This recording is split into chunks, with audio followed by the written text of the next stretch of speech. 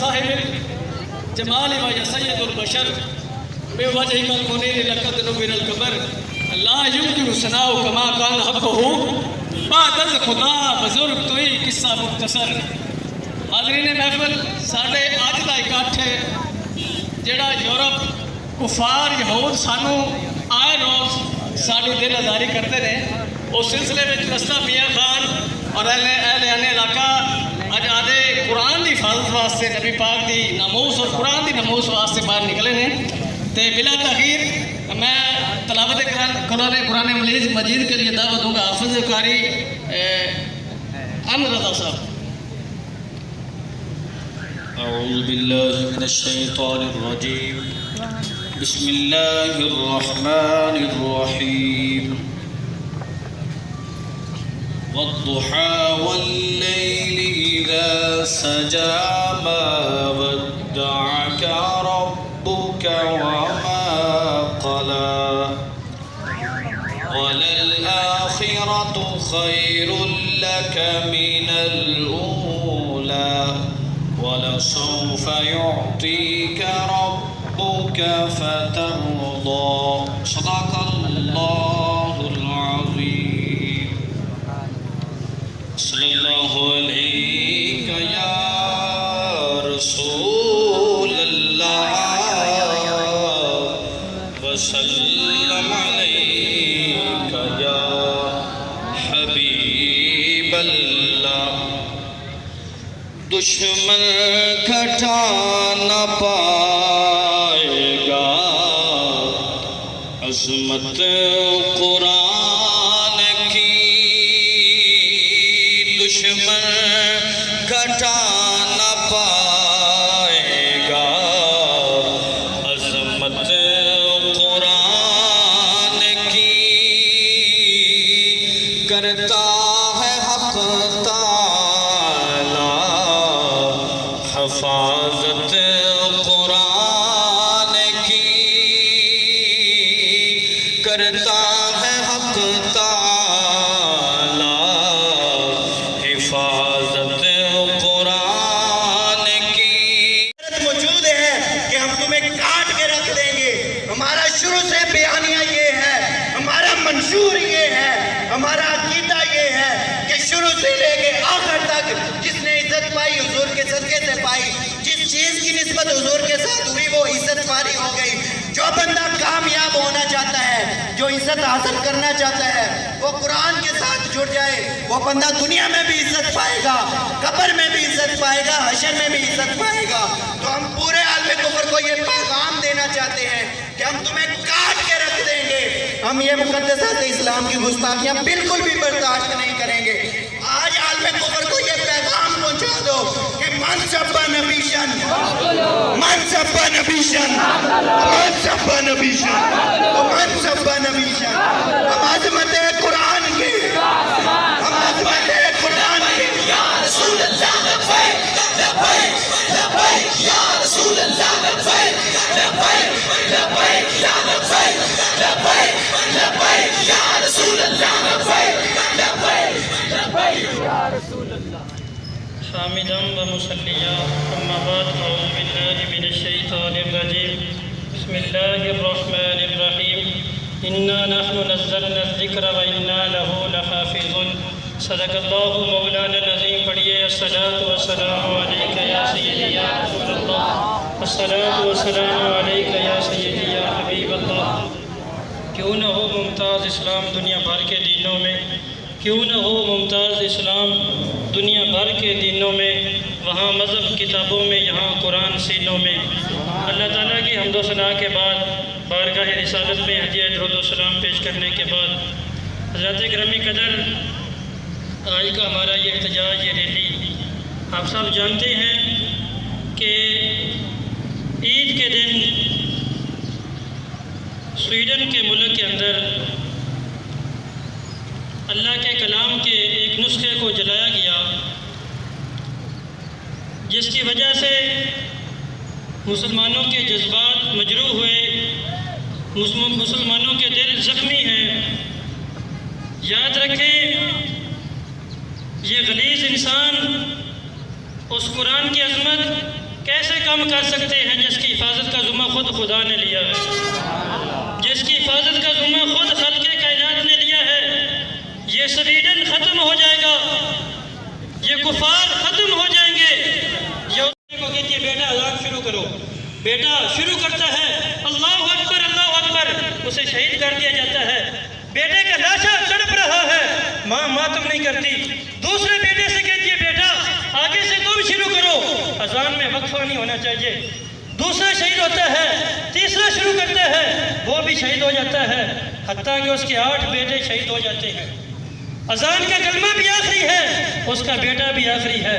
4 سال کا دودھ پیتا بچہ، ماں کہتی ہے بیٹا 4 سال سے جس کلمے کی تجھے لوری دے رہی ہوں آج وہی کلمہ سنانے کا وقت آ گیا ہے۔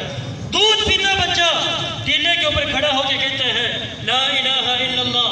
اذان ختم ہوتی ہے اور ماں پیغام دیتی ہے کہ ظالم حکمران، ابھی تو ایک ماں کی گود نہیں اجڑی، میرے رب کا نام بلند ہو گیا ہے۔ ہزاروں مائیں ایسی ہیں جن کی گودیں آباد ہیں، تو یہ سن لیں کہ جانشین نبی موجود ہیں، تو ہم حکومت وقت سے مطالبہ کرتے ہیں کہ وہ عالمی سطح پہ اس مسئلے کو اجاگر کرے۔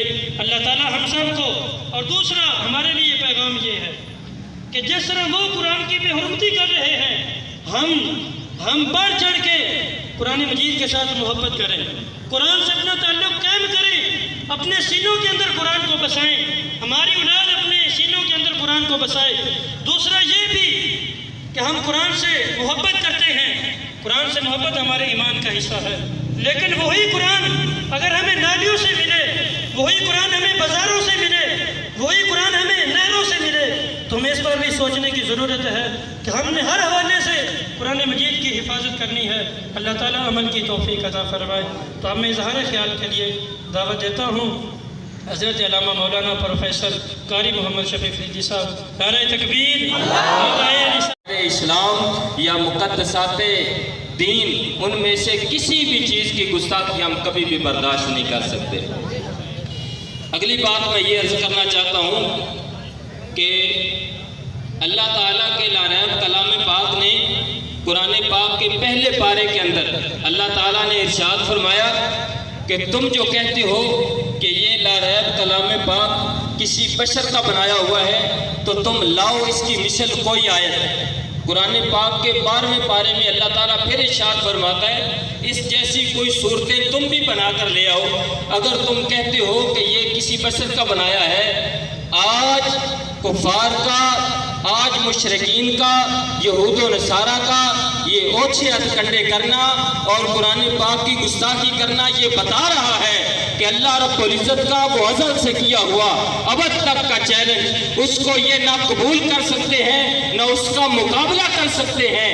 یہ لوگ عاجز آ گئے ہیں مکمل طور پر اس چیز کا مقابلہ کرنے سے، اس لیے یہ اوچھے ہتھکنڈے کر کے، یہ چیزیں اختیار کر کے یہ قرآن پاک کی گستاخی کر رہے ہیں، اس لیے کہ یہ قرآن پاک کا کسی بھی زاویے سے، کسی بھی طریقے سے مقابلہ نہ کر سکے۔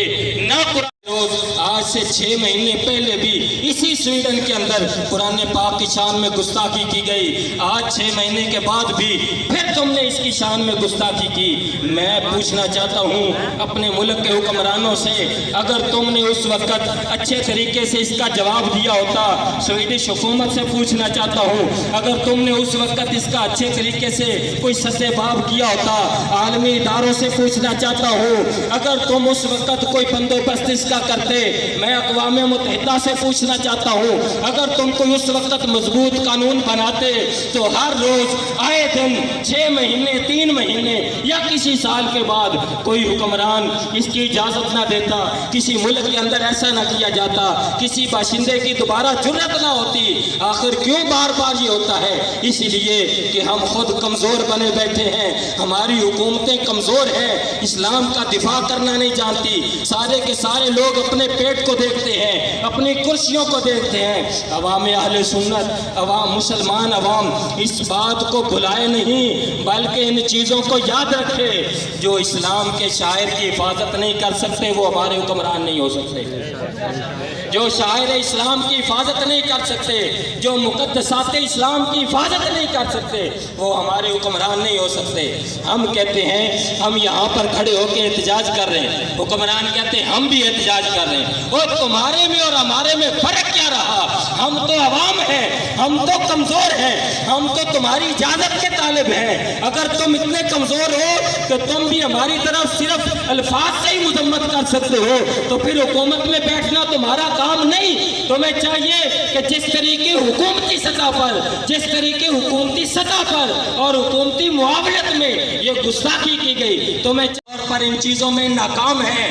وہ اس ملک کا بطور اسلامی جمہوریہ پاکستان دفاع نہیں کر سکتے, یہ اس بات کا ثبوت ہے. تو ہم تمہیں یہ کہتے ہیں تم لفظی مذمت کرنا چھوڑو, تم الفاظ سے مذمت کرنا چھوڑو, عملی طور پر سامنے آؤ.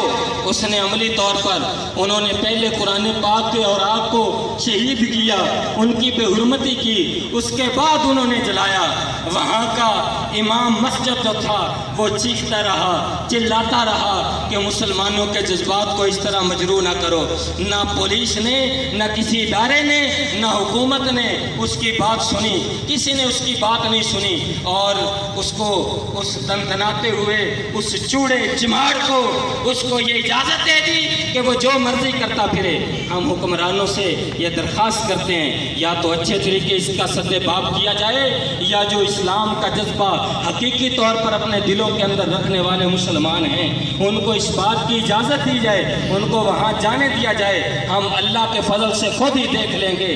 دیکھیں تو صحیح بھلا کس کی ضرورت ہے کہ وہ اس بات کرنا چھوڑ دیں اگر امن چاہتے ہیں. کیوں؟ پوری دنیا میں عالمی دہشت گردی سب سے بڑھ کر یہ ہے کہ قرآن پاک کی شان میں گستاخی کی جائے یا اللہ رسول کی شان میں گستاخی کی جائے. سب سے بڑی دہشت گردی یہ ہے, اس سے بڑی کوئی دہشت گردی نہیں ہو سکتی. ثابت کیا تم نے یہ گستاخی کر کے کہ تم سے بڑا دہشت گرد کائنات میں کوئی نہیں ہے.